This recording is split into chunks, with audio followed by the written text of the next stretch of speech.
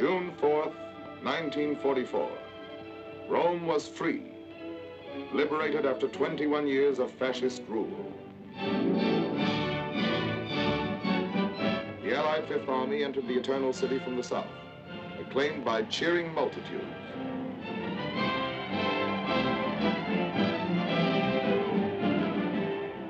Through the streets where the chariots of the Caesars once rolled, tanks and trucks rumbled past historic landmarks. Colosseum, the Forum, the Victor Emmanuel Memorial, tomb of Italy's unknown soldier, the Piazza Venezia, where Mussolini looked down from his balcony upon the people he had led to sorrow and ruin. The liberation of Rome was part of the all-out offensive in Italy, coordinated with drives upon the Nazi fortress from England and Russia. The Germans were driven from Rome exactly 9 months and a day after the beginning of the Allied campaign in Italy. Conceived by the combined chiefs of staff, the campaign had 2 phases. In phase 1, we sought to achieve certain preliminary objectives with a limited amount of troops and equipment. What were the objectives of phase 1? Most important of all was securing complete control of the Mediterranean. Even after clearing the Axis out of North Africa and overrunning Sicily in 38 days, our shipping was still threatened by Axis air attacks from the Italian mainland. Our second objective, to exploit Mussolini's overthrow by knocking Italy out of the war. Our third objective was to capture the main Nazi airfields at Foggia.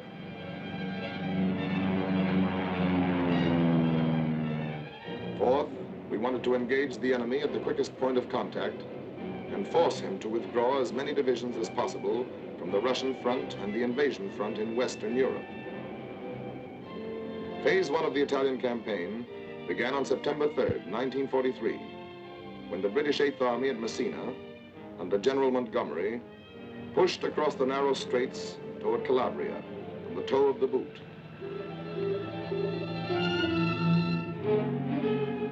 And landed there virtually unopposed. The towns of the toe were swiftly occupied, and the Eighth Army pressed north up the peninsula. By September 8th, we had swiftly accomplished one of our objectives when General Eisenhower announced the capitulation of Italy. The Italian fleet surrendered, and 66 Italian divisions laid down their arms. On September 9th, the Fifth Army, composed of American and British troops under General Mark Clark, headed for Salerno, 28 air miles south of Naples, the furthest point which could be protected by an umbrella of fighter planes from our bases in Sicily. At 5 a.m., the first wave went in. Seized German film shows the Germans entrenched on high ground, overlooking the harbor and beaches. They had moved in the day before, determined to prevent our landings. Despite heavy enemy fire, the first wave swarmed ashore with timetable precision. But before we could consolidate our positions, the Germans intensified their attacks.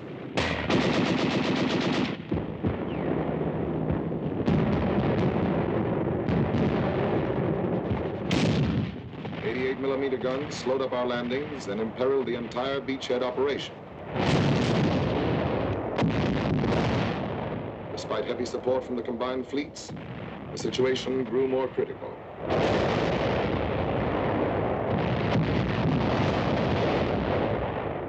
The Luftwaffe was thrown into the struggle in great numbers, seriously hampering the landing of additional troops and equipment.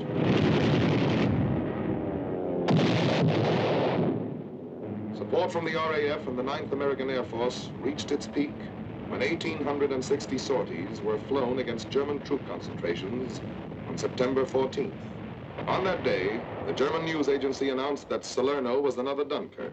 Actually, the beachhead had been secured, despite heavy losses. Meanwhile, the Eighth Army was pressing north. On September 16th, patrols of the 8th and 5th made contact. The 8th was a threat to the German left flank, while the 5th Army counterattacked from the beachhead.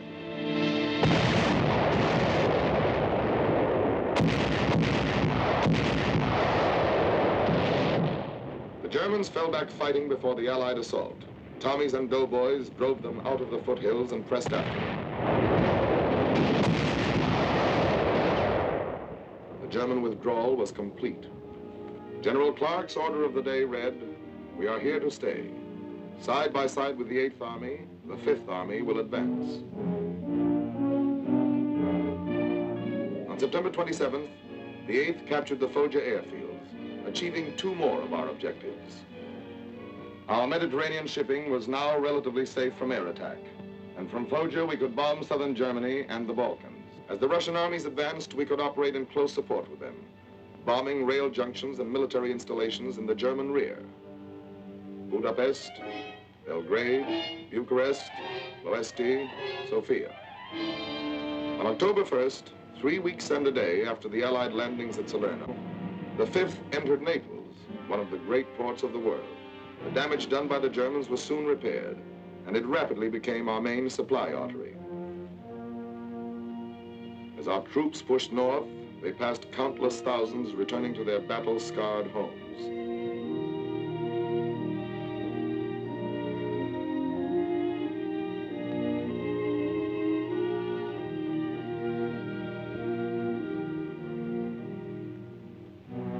This was once a farmhouse near Francolizi. The farmer had refused to give up his livestock to feed German engineers. He and his family were locked into the house, and a charge of explosives was set off in the cellar. It was a family of 5.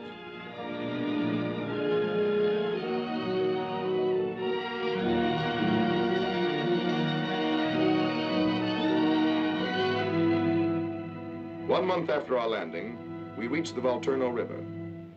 There, the campaign became a battle of rivers and mountains, fought through autumn torrents, wind and rain.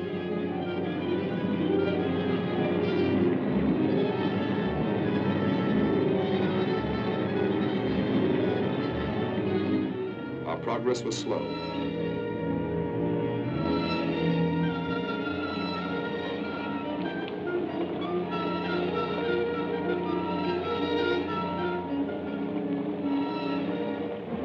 Advance units sometimes clung to their rain-soaked positions for 30 days without relief.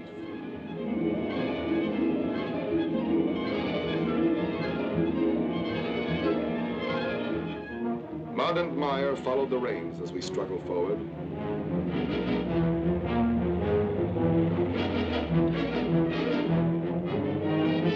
Throughout the centuries, there have been hundreds of wars in Italy, but only once has it been conquered through these mountains. Winter brought snow, ice, and freezing temperatures. A topographical map shows how the mountains lie like an endless row of fortresses, each protected by its moat, a river at right angles athwart our line of march. Here, weeks were consumed forcing a single pass, crossing a single river. 100 men often held up 1,000. Let us see on this typical situation how the Germans defended a pass and the methods we used to capture it. Beyond the demolished bridges, the Germans laid minefields and emplaced machine guns and anti-tank guns to cover the minefields and bridgehead. Further back, they built pillboxes and concealed artillery just over the crest of the mountains. To take a position like this, we first had to lay down a tremendous artillery barrage. Behind this, our infantry had to swim the river at night, clear a way through the minefield, and put the machine guns and anti-tank guns out of action. Only then could pontoon bridges be put down and our artillery brought across. Then, as our guns went to work on the pillboxes and on the enemy artillery in the mountains, the infantry captured the pass by working around the enemy's flank, storming the pillboxes from side and rear, and silencing them with grenades and flamethrowers. Much of the time, the going was too steep for vehicles, and muscle and mule took over. Supplies were brought through over precarious trails. In the east, the 8th Army fought its way through the Sangro Valley. Their attack on Ortona was met by determined Nazi resistance. Powered by tanks, the Germans counterattacked desperately. For 18 days, tank battles and hand-to-hand infantry fighting raged through the streets.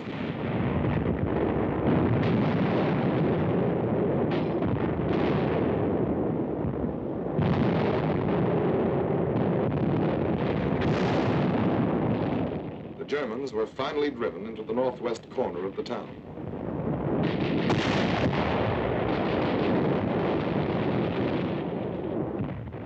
Outfought, exhausted, the enemy pulled out. The 8th pressed after them. The tide of battle swept over Ortona and left it in its wake.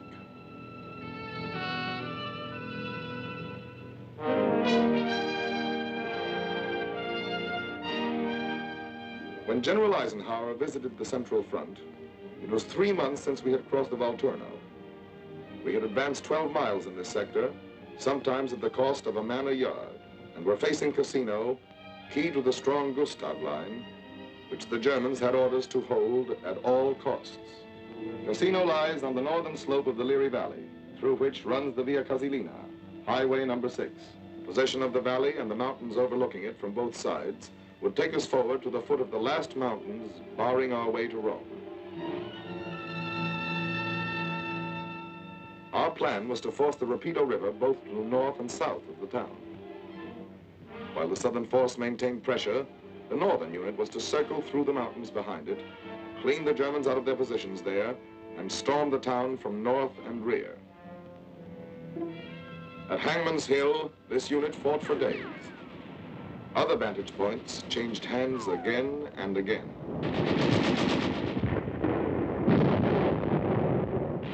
Finally, another force, which had crossed the Rapido from the south, fought its way into 1/3 of the town. There, superb enemy resistance turned the battle into a stalemate.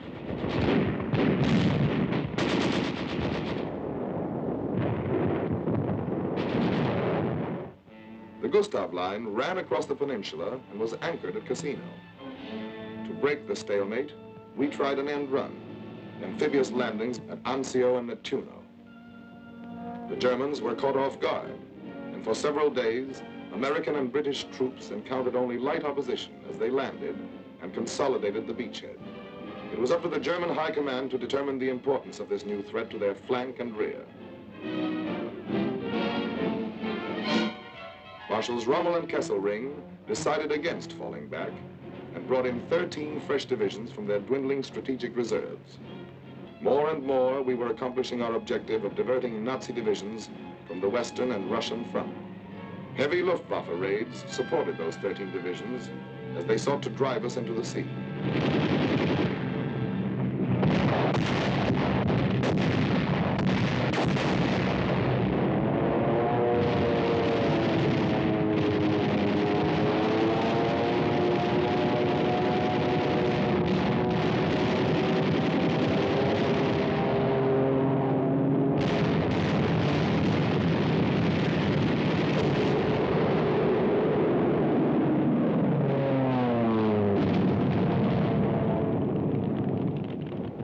Back 3 powerful German attacks, holding the 100 square miles of beachhead area with innumerable small infantry fights,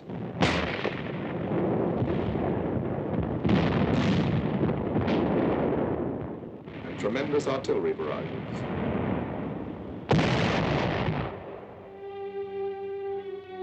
We paid a heavy price to hold the Anzio beachhead in casualties and in men captured by the enemy, shown in these Nazi films.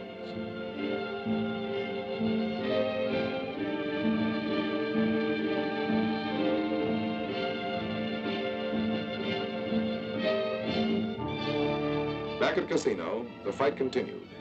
The Germans held an obvious advantage by their occupation of the Benedictine Abbey above the town. They were asked to abandon it and refused. We had no alternative but to bomb the Abbey to save soldiers' lives.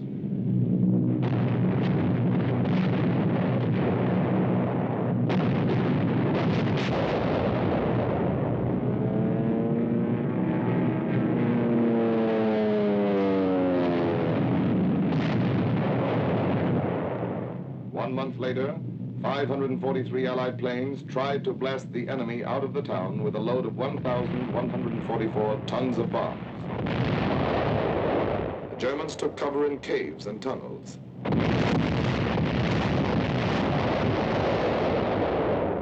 Behind the fighting at Cassino, preparations were underway for phase 2 of the campaign. the all-out assault. Phase 1, the preliminary campaign, was drawing to an end.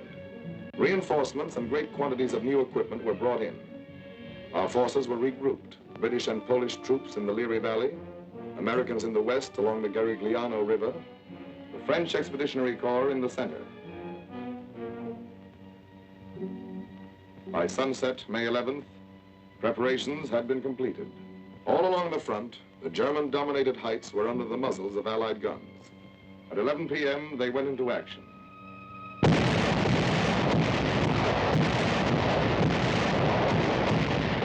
By dawn, the big push was well underway. General Alexander, commander of the Allied forces in Italy, told his troops that to them had fallen the honor of striking the first blow in the great final invasion of Fortress Germany.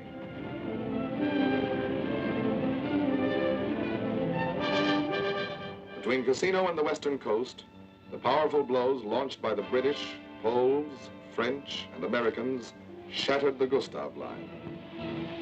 By May 17th, only Cassino remained in German hands. Behind tanks hampered by the wreckage, British, Indian, and Polish troops fought their way in.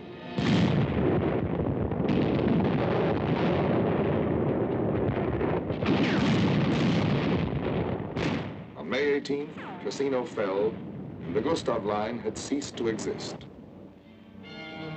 Prisoners were brought in on every sector of the front.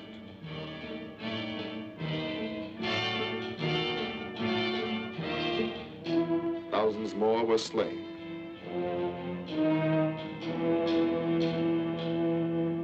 The men who were taken alive were beaten, exhausted, hopeless. The power of our offensive was written in their dazed, haunted faces. But there were still 17 German divisions in Italy that had to be battered to pieces. The Adolf Hitler line swung back like a gate, then crumbled beneath the sledgehammer Allied blows.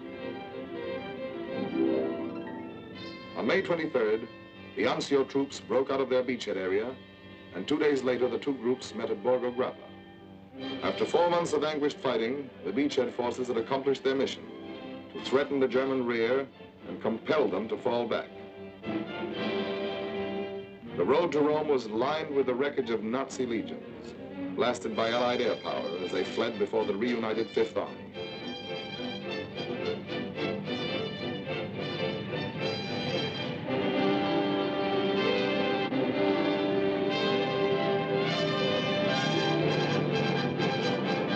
In 12 days, the mounting fury of the Allied drive threw the Nazis back to the outskirts of Rome. Films taken by Italian anti-fascists show the evacuation of Rome, one of the greatest blows of the war to Nazi prestige. The streets were deserted as the Nazis left.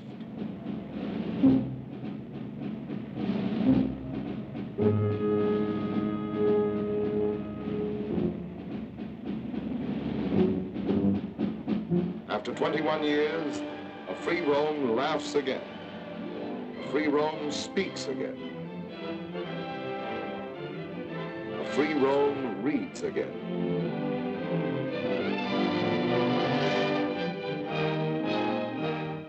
A free Rome assembles in the Piazza San Pietro to receive the Pope's blessing.